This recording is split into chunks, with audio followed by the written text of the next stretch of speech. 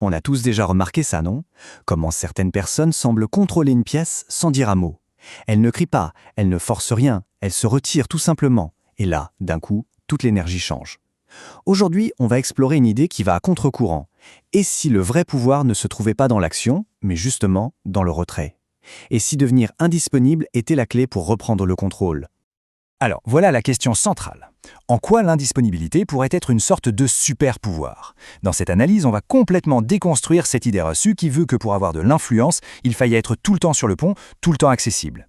On va voir comment un simple pas en arrière peut, en fait, changer radicalement la dynamique du pouvoir dans toutes nos relations. Prenez une seconde pour y penser. Cette phrase, elle heurte de plein fouet notre conditionnement.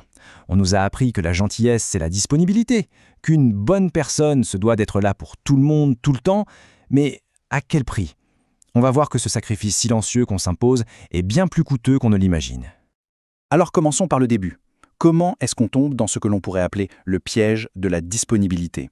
C'est un conditionnement social si profond qu'il transforme une qualité supposée, être là pour les autres, en une véritable prison psychologique. C'est fou, mais depuis l'enfance, on est comme programmé pour plaire, dire oui, répondre vite, ne pas décevoir. C'est une stratégie de survie sociale en quelque sorte. Sauf que cette programmation a un coût caché. Elle nous rend prévisibles. On devient un livre ouvert.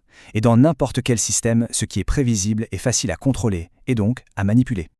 C'est un véritable engrenage. Tout commence par une disponibilité constante. Ça a l'air inoffensif. Mais très vite, les autres comprennent qu'on est fiable et donc prévisible. On devient leur bouton d'urgence émotionnelle par défaut. C'est là que la manipulation, souvent inconsciente, s'installe. Et la destination finale de cette route, c'est toujours la même, l'épuisement. Ce sentiment de vide total qu'on n'arrive même plus à expliquer. Pour comprendre la racine de ce comportement, il faut se tourner vers le concept jungien de persona. C'est notre masque social, celui qu'on porte pour être accepté. C'est cette persona qui nous fait dire oui ça va alors qu'on est au bord du gouffre, qui nous pousse à répondre à ce message à 2 heures du matin. En fait, on s'abandonne soi-même pour maintenir une image. D'accord, mais pourquoi on tombe dans ce piège? La racine du problème est bien plus profonde qu'une simple habitude. C'est une question de gestion des ressources. Pas le temps ou l'argent, non, notre ressource la plus précieuse, notre énergie mentale. Pour Carl Jung, le psychisme, ce n'est pas du tout une machine qui réagit sans fin et sans conséquence. C'est un système énergétique, un peu comme une batterie. Chaque pensée, chaque émotion, chaque réaction, ça consomme de l'énergie. La vraie question que Jung nous pose, c'est: est-on le maître de sa propre énergie? Ou est-ce qu'on a laissé les télécommandes au monde extérieur? Alors, c'est quoi cette fameuse énergie psychique? Eh bien, c'est notre force vitale, notre carburant intérieur. C'est cette ressource précieuse qu'on dilapide à chaque fois qu'on réagit impulsivement, qu'on s'engage dans des interactions qui nous vident, comme cette dispute inutile sur les réseaux sociaux ou cette heure passée au téléphone avec quelqu'un qui ne fait que se plaindre. Imaginez que votre réserve d'énergie quotidienne est un bocal rempli d'eau. Chaque point sur cette liste, c'est une fissure dans le bocal. Combien d'énergie s'est échappée hier à ruminer sur une petite remarque? Ou à se justifier dans une conversation qui ne menait nulle part? Essayer de plaire, se défendre. Ce ne sont pas des actions neutres, ce sont de véritables hémorragies énergétiques. Ce à quoi on résiste persiste. C'est une loi psychologique fondamentale. C'est comme être enchaîné à quelqu'un. Plus on tire fort pour se libérer, c'est-à-dire plus on réagit, on argumente, on se défend, plus les chaînes se resserrent. En donnant de l'énergie à la provocation, on ne fait que renforcer le lien qui nous emprisonne dans la dynamique de l'autre. Bon alors, comment on s'en sort? La solution, elle réside dans un changement radical de perspective. Il s'agit de redéfinir l'indisponibilité et le silence, de ne plus les voir comme une fuite, mais comme des actes stratégiques, des actes de pouvoir et d'autopréservation. Attention, il faut bien faire la distinction. Il y a 2 types de silence. Il y a le silence né de la peur, celui où l'on se tait parce qu'on n'ose pas parler. Ça, c'est une absence. Et puis, il y a le silence stratégique. Lui, il est né de la conscience. C'est un acte de pouvoir, une présence incroyablement intense. C'est le choix délibéré de garder son énergie pour les batailles qui comptent vraiment. Et voilà le mécanisme psychologique qui est à l'œuvre. En étant toujours dispo et réactif, on devient une sorte de toile blanche sur laquelle les autres projettent leurs besoins, leurs drames, leurs manipulations. En cessant de réagir, en devenant indisponible, on retire cette toile. D'un coup, la projection ne peut plus tenir. Le drame s'effondre, tout simplement parce qu'il n'y a plus de scène sur laquelle se jouer. Bien sûr, un tel changement ne se fait pas sans vague. Quand on décide de changer les règles du jeu en devenant indisponible, il faut s'attendre à une réaction. C'est une étape inévitable et c'est crucial de la comprendre.